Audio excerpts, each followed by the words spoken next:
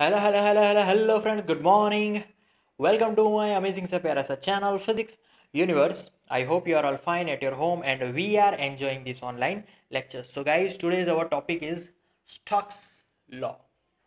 So basically stocks ने इस law में विस्कस फोर्स के बारे में हमें कुछ जानकारी दी है, राइट।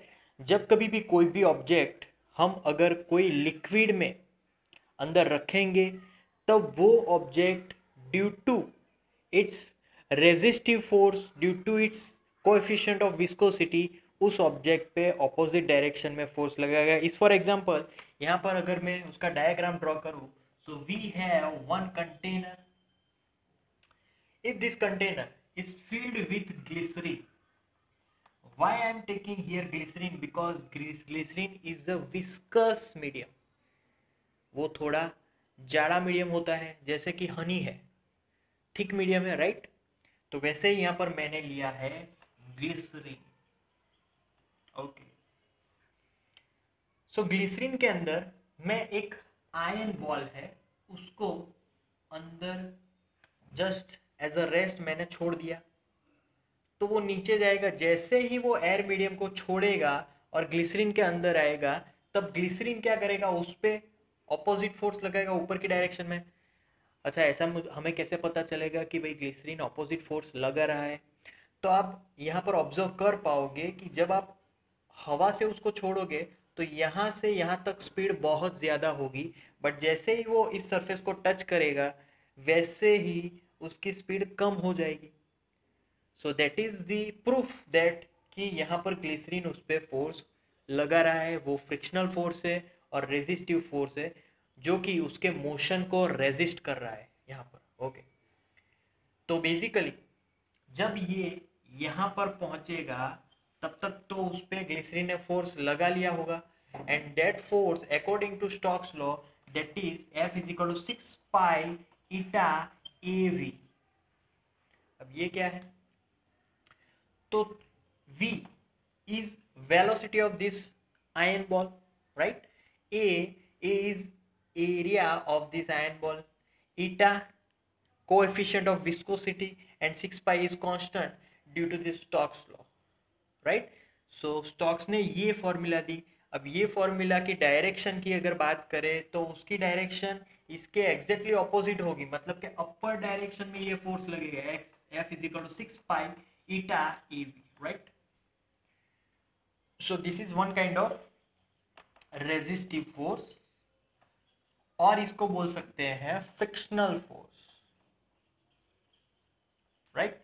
तो that is our force. Okay, अब हम लोग बायोएनर्जी टॉपिक में एक चीज पढ़े थे, आर्किमिडीज ने समझाई थी कि जब कभी भी ये नीचे गिरेगा उस पे ये लिक्विड भी फोर्स लगाता है, bioenergy force, upthrust force, which is also upward direction. तो वो भी हमें अपवर्ड डायरेक्शन में मिलेगी। तो फिर डाउनवर्ड डायरेक्शन में कौन है? तो डाउनवर्ड डायरेक्शन में है इसका वेट। तो यहाँ पर अगर मैं पूरे फोर्सेस की फॉर्मूला लिखूं तो ये मेरा F1 है, राइट, ये मेरा W है। तो मैं अगर F1 की फॉर्मूला लिखूं, F1 की फॉर्मूला क्या होगी?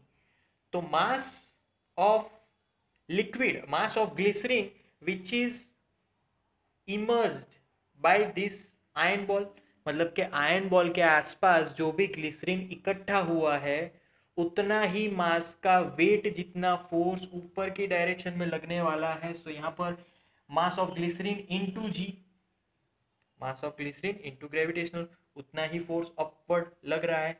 अब ग्लिसरीन के बारे में अगर लिखा जाए तो मास की फॉर्मूला, तो density is equal to mass upon volume. Mass को सब्जेक्ट बनाओ, density into volume, right. Values रखो, density of glycerine rho g into volume. Volume कितना होगा? तो जो बॉल का वॉल्यूम होगा उतना ही ग्लिसरीन का वॉल्यूम होगा, क्योंकि उसके आसपास ही वो लेयर बना रहे हैं।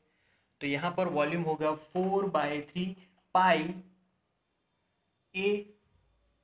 यहाँ पर ए क्या है? सो ए मतलब कि हमारा जो बॉल था उसका रेडियस, तो यहाँ पर ए क्यूब लिखेंगे, राइट। तो वो ए क्यूब हो जाएगा। तो ये हमारा F1 है।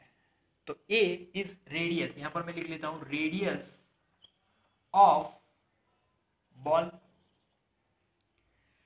अब W मतलब कि weight of that ball, weight of that ball मतलब कि MBG लिख रहा हूं मैं यहाँ पर, MBG अगेन वही formula rho into V, but यहाँ पर अब रो आ जाएगा किसका, बॉल का डेंसिटी। और बॉल का डेंसिटी मुझे रो से नहीं लिखना, रो से लिख सकते हैं बट रो भी लिख लेते हैं, राइट। तो फिर हमें पता चल जाएगा yes this is ball density. कोई और सिंबल भी हम लोग यूज कर सकते हैं बट रो भी लिखेंगे, okay. Rho B again ball volume that is 4/3 pi A cube into G as well, यहाँ पर भी जी आएगा, right.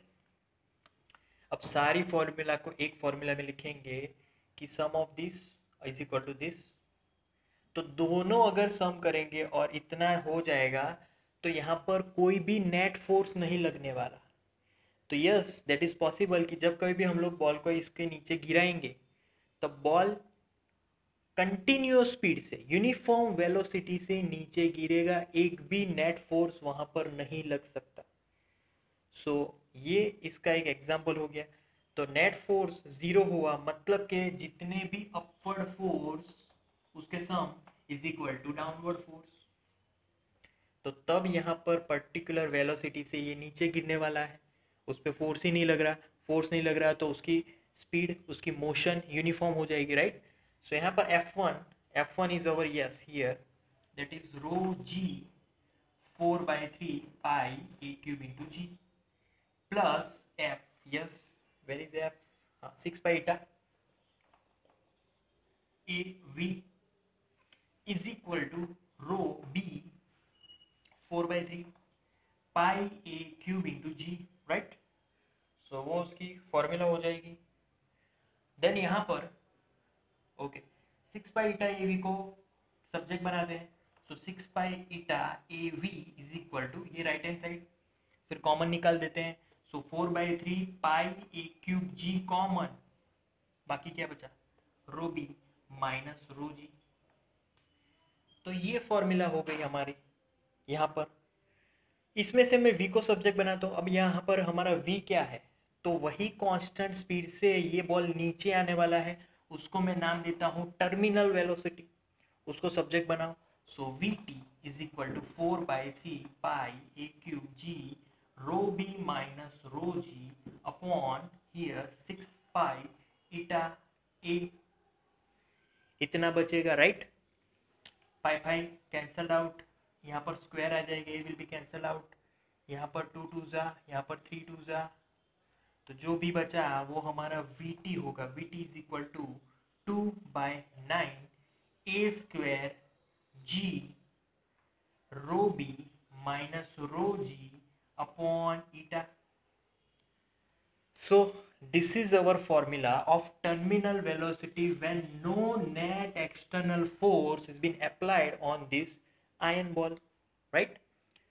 So that's our terminal velocity formula and that is our Stokes law. Stokes law has been applied in any medium, कोई भी medium में आप लगा सकते हो। यहाँ पर ऑयल होगा वहाँ पर भी स्टॉक्स लॉ अप्लाई हो सकता है, हनी होगा वहाँ पर भी हो सकता है, राइट।